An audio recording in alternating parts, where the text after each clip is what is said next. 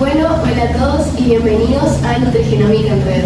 Mi nombre es Guadalupe Fule y ella es la licenciada y magíster Nadia Bañov, y en este espacio le vamos a estar brindando distintos tipos de información o consejos útiles para mejorar su bienestar.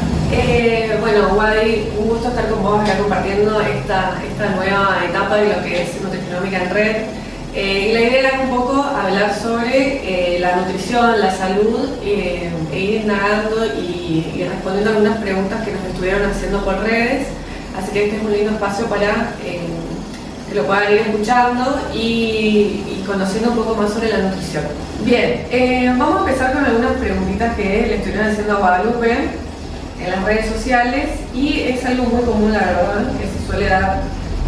Conocer hoy por ahí las diferencias entre lo que es una inflamación intestinal con diferencia de la hinchazón de la panza o abdominal. No sé, Guay, ¿vos qué pensás de esto? Bien, yo creo que para este tipo de preguntas hay que diferenciar dos conceptos. Un lado es lo que es hinchazón abdominal y por otra parte la inflamación. Cuando hablamos de hinchazón nos referimos a algo más puntual, a algo más específico, que es justamente este aumento en lo que es el volumen abdominal, y que también se puede deber a esto del aumento de gases o de flatulencias o alguna cierta intolerancia. Generalmente va más por ahí a factores como la dieta, también lo que puede ser el estrés o consumir alimentos fermentables de manera excesiva sin estar tan acostumbrado. También el consumo de alimentos o bebidas gaseosas, todo esto son cosas que pueden generar una hinchazón, pero que no necesariamente va acompañado de inflamación. También la hinchazón puede ser algo que puede ser visible como perceptible también, porque cuántas veces decimos, ay, nos sentimos hinchados, pero no necesariamente nos vemos ese aumento en lo que es el volumen abdominal. Y cuando nos referimos a inflamación, es algo, una respuesta del sistema inmune, que se produce y se libera distintos tipos de mediadores químicos como citoquinas, interleucinas y demás mediadores químicos, que la inflamación es algo natural, normal y esencial que tiene el cuerpo para defendernos y protegernos de distintos factores como virus, bacterias y cualquier agente extraño que el cuerpo lo detecte. Entonces esto ayuda a eliminar ese patógeno y justamente a reparar ese tejido dañado. Pero el problema o el foco está cuando esta inflamación ya es persistente, deja de ser algo temporal y que es autolimitado, sino que persiste y se produce como este estado de inflamación crónica. Que esta inflamación crónica puede pasar cuando el cuerpo no puede resolver esta respuesta inmune o cuando está constantemente expuesto a factores que la activan. Entonces, cuando está en este constante contacto con factores que el cuerpo por ahí detecta como extraños o nocivos, es lo que produce este estado de inflamación, el aumento de las células inflamatorias y todo tipo de sustancias preinflamatorias presentes ahí en los tejidos, que va a desbalancear, por así decirlo, la homeostasis del cuerpo, y a largo plazo puede llegar a generar algún tipo de enfermedad autoinmune. Esta inflamación puede cursar con síntomas, como también puede ser algo asintomático y pasar de manera totalmente natural. De hecho, también puede ser que la hinchazón sea un síntoma de inflamación, como puede ser que no tenga ningún síntoma también. O puede ser también fiebre, tener dolor en las articulaciones, dolor de cabeza. Todo esto también puede ser síntoma de una inflamación, pero la hinchazón en sí, si bien por ahí hinchazón e inflamación son dos conceptos que son muy similares, se los tiene como muy similares, no siempre van de la mano. Exacto, Vale. Me encanta, súper espectacular la diferencia que hay también. Y también está bueno saber que cuando uno come, en general, cuando uno va a comer, toda la sangre y todo el cuerpo va hacia la zona digestiva. Entonces es normal que uno cuando coma, cuando termine de comer, se inflame, se hinche en realidad, mejor dicho, se hincha un poco la panza, es normal. El hecho es que esta hinchazón va disminuyendo luego de 1 o 2 horas que uno ya comió. Se supone que debería estar deshinchándose de alguna manera esta parte abdominal, porque además sabemos que en consultorio hay más que nada mujeres y se viene el verano y las mujeres están con que tengo panza, y muchas veces se asocia a que hay exceso de grasa y en realidad no es grasa, sino es hinchazón o inflamación, muy bien lo dijiste vos, cuando ya Hay otro tipo de patologías, una inflamación crónica, por ejemplo, que eso se lo puede evaluar en laboratorio y con análisis y demás. Pero son diferentes cuestiones. Una cosa es la hinchazón y otra es la inflamación. Es decir, en definitiva, la hinchazón cursa por algo, es algo agudo y se recupera fácilmente, y la inflamación ya llevaría un par de meses de seguimiento de este paciente un poquito más de cerca y evaluar sobre todo lo que es la alimentación. Que otra cuestión que se habla mucho es de ¿qué comemos? ¿Las verduras crudas o las verduras cocidas? Es muy común que las personas que sufren con inflamación o hinchazón consuman las verduras cocidas en su totalidad, cosa que se pierden muchas vitaminas, minerales, sabemos que son hidrosolubles, gran parte de las vitaminas, entonces siempre se recomienda, primero se tiene que bajar la inflamación, primero evaluar qué es lo que está sucediendo en esa paciente y luego empezar a incorporar de a poco y paulatinamente las verduras también crudas, que la verdad que se perdió un poco el consumo de verduras crudas. Así que, bueno, es cuestión de ver cada paciente individualmente, ¿no? Por supuesto. Bien, otra pregunta que nos hicieron es ¿qué sucede en la premenopausia y cómo podemos disminuir la inflamación?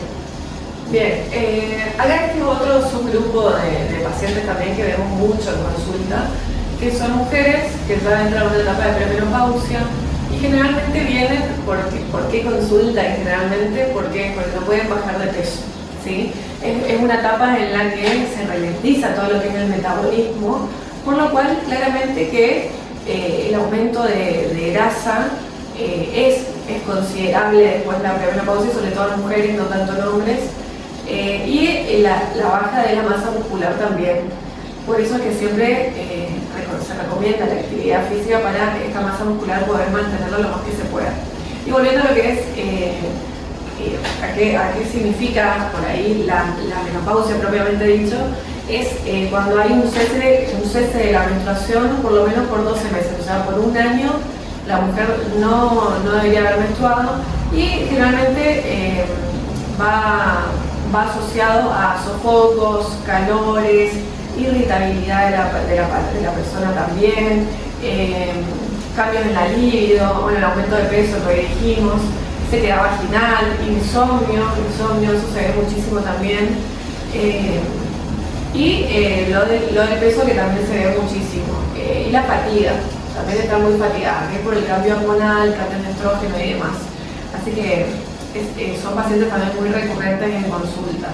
Y por decirlo, el tratamiento, entre comillas, si se quiere decir, muy por arriba, porque después vamos a estar invitando a ginecólogas y gente que se especializa en esto, así que bueno, vamos a ir de a poco, pero en definitiva lo que requiere con el tema de nutrición, de dietoterapia, es disminuir siempre el consumo de azúcares refinados, grasas trans, todo lo que es ultraprocesados, como cualquier alimentación saludable en realidad, pero acompañar un poco más de cerca a esta paciente, o sea que con los cambios de humor y demás puede estar más irritada la mujer que en otros estadios, y se ve también muy asociado al ralentizarse el metabolismo el tema del estreñimiento, por lo cual el consumo de fibra que vemos en verduras y frutas con el consumo de agua también tiene que estar aumentado generalmente.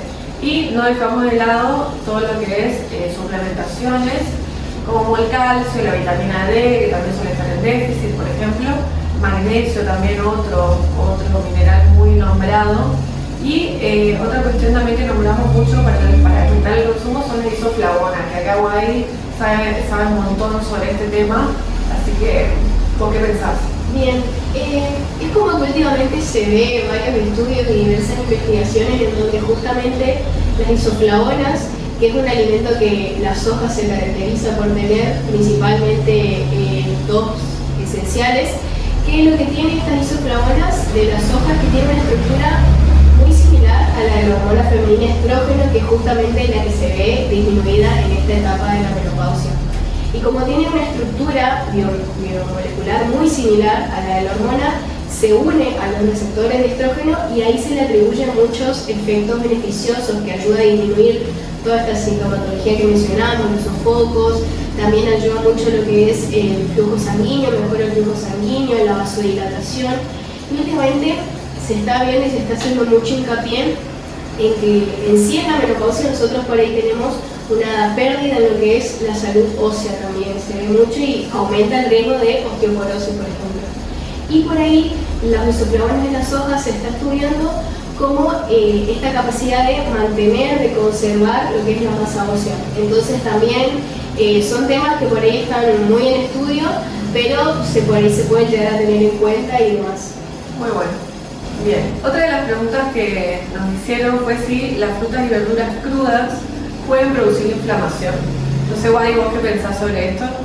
Bien, es más que nada lo que un poco ya estuvimos mencionando al principio también, que el intestino delgado muchas veces puede funcionar como un órgano esencial para lo que es el metabolismo por ahí de la fructosa. Puede pasar que cuando consumimos fructosa, esta pasa de largo por el intestino delgado porque por ahí no puede ser absorbido o digerido y va al colon, en donde todas las bacterias que se encuentran ahí la metabolizan y esto puede llevar a la producción de gases, flatulencias o incluso hasta un hinchazón, que es justamente por lo que hablamos hoy. Lo que sucede es que en gente por ahí que tiene también un intestino ya muy permeable o muy irritable, puede que la fructosa genere aún más o agrave más estos temas, que produzca más intolerancia, más hinchazón, más la acumulación de gases y demás en justamente personas de intestino susceptible, por así decirlo. Sí, tal cual. Aparte, por ahí se la ve muy mal a la fructosa por el tema del consumo de fruta. Generalmente un paciente con obesidad, sobrepeso y sedentario no suele comer en exceso frutas, esa es la realidad. Entonces, por ahí demonizar a la fruta con el tema de la fructosa yo no lo veo bien, no estoy de acuerdo, pero hay profesionales por ahí que ahondan en ese tema, lo mismo que el paciente con hígado graso.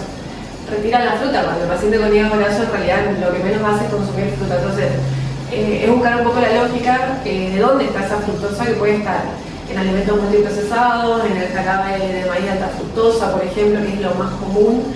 Entonces, ahí es donde hay que hacer foco y no tanto en la fruta en sí misma. Que la fruta por día, se recomiendan 2 frutas por día, no más de eso, no podría llegar a ocasionar tanto malestar, si bien hay intolerancias específicas que pueden llegar a tener el paciente, no se puede negar eso, pero sí ir evaluando con nuevamente una desinflamación del intestino para después poder agregar otro tipo de frutas y de verduras también, claramente. Sí, la fructosa se usa muchas veces como aditivo, conservante de los alimentos, y todos los alimentos ultraprocesados en sí son biomarcadores de inflamación y producen justamente una disbiosis intestinal. Por eso también cuando intentamos cambiar este tipo de hábitos en la alimentación, lo primero que se hace justamente es eliminar todo tipo de alimentos ultraprocesados para bajar ese estado inflamatorio crónico. Exacto. Y también por otra parte con lo que son las verduras tienen muchas veces presentes, por ejemplo la selva, la espinaca, oxalatos, que también en una persona ya que tenga un daño o un intestino susceptible puede generar también este tipo de malestar, el exceso de producción de gases y demás, porque la persona ya tiene un daño de base, entonces cualquier cosa por ahí aumenta esa irritación intestinal. Entonces el tema es no eliminar estos alimentos porque son clave y fuente de una alimentación balanceada y saludable, sino más bien ir viendo distintos tipos de métodos de cocción o incluir diversas variedades y demás, y adaptar al paciente para disminuir todo lo que sean los efectos adversos y aumentar todos los beneficios que trae estos alimentos, pero no hay que eliminar, sino solamente buscarle la vuelta y estar atento a cada síntoma y a cómo me siento yo, ni bien termino de consumir ese alimento. Exactamente. Además que sabemos que por ahí, por decir, la lechuga sí tiene una mayor cantidad de fibra que otros alimentos. Entonces, si yo tengo mi intestino irritado y por primera vez voy a comer una verdura cruda, voy y elijo lechuga, claramente me va a quedar mal o me va a inflamar, o mucha gente lo ve directamente a la lechuga en la materia fecal porque es como que no la digieren. Puede llegar a suceder, pero a veces queda como muy marcada la gente con estas situaciones específicas y se quedan por años quizás con esta situación cuando en realidad estaba el intestino muy irritado, no era el momento ni el lugar ni el espacio para comer una lechuga. No significa que nunca más vas a probar esa lechuga que tan buena es y en realidad tanta accesibilidad hay, por lo menos acá en el norte, es muy común saber que no hay tanta variedad de verduras, entonces está buena incluirla también. pero bueno, paso a paso y viendo las etapas que va pasando el paciente. No todo es lo mismo y no todo es igual para todos tampoco. Bien, otra pregunta que también nos hicieron es ¿cómo influye la parte emocional en lo que es la inflamación? Bien, últimamente, bueno, en el consultorio se ve muchísima gente, no quiero poner edades, pero mayor a 25 años hasta 45 años aproximadamente, se ve muchísimo cuestiones de depresión, malestares más bien de una índole psiquiátrica o psicológica, que aumentó muchísimo después del COVID. No sé si vos considerás lo mismo. Sí. También lo vivimos con amigos, familiares, pacientes. Hubo un antes y un después con el tema del COVID, y es donde se empezó a estudiar un poco. Bueno, en realidad hace muchos años se viene estudiando la relación que hay entre el intestino y el cerebro, el famoso eje intestino-cerebro, de muchísima importancia, que todavía se sigue estudiando las cuestiones que tienen en común, que realmente son impresionantes. Y se ve que cuando tengo un intestino con una disbiosis intestinal o un desequilibrio intestinal, se llame SIBO, se llame síndrome intestino irritable, se llama colitis ulcerosa, lo que fuese que suceda en el intestino puede, y en su gran mayoría lo que pasa, repercute a nivel neuronal, a nivel psiquiátrico y psicológico. Es por eso que este eje es de mucha importancia y cada vez se lo está estudiando más. Por eso los acompañamientos psicológicos o psiquiátricos en el consultorio de nutrición yo siempre lo recomiendo, porque van de la mano, porque tiene enteramente que ver, cuando yo tengo un desequilibrio intestinal, con estados depresivos, se ven mucho, y con el procedimiento y el tratamiento, en definitiva, es un poco lo mismo: desinflamar el intestino para mejorar la absorción intestinal de vitaminas, minerales que muchas veces están en déficit. El famoso magnesio se ve en déficit, que se lo ve relacionado con cuestiones neuronales en estas cuestiones de nutrición, ya que por la alimentación es muy difícil a veces llegar a estos requerimientos tan importantes, al igual que la vitamina D, el zinc. Bueno, son nutrientes que se ven en déficit en personas que tienen depresión o cuestiones psicológicas. Por lo cual, una vez más, la nutrición tiene todo que ver para mejorar esta absorción intestinal y disminuir la inflamación o los síndromes intestinos irritables que pueda llegar a tener este paciente. Sabemos que hay una producción de neurotransmisores a nivel intestinal, de serotonina, de cortisol también. Entonces, ahí la importancia del intestino saludable para tener una cabeza saludable. Siempre digo, lo que sucede en la cabeza sucede en el intestino, y lo que sucede en el intestino sucede en la cabeza también. Entonces, tener en cuenta estas cuestiones cuando hablamos de salud general, está muy bueno verlo desde otro punto de vista, porque realmente ayudamos al paciente viéndolo de esa manera. Otra de las preguntas que nos hicieron, Guada, es sobre el SIBO. El SIBO, ¿es considerada una enfermedad nueva o siempre estuvo y nunca se le prestó atención? ¿Qué pensás?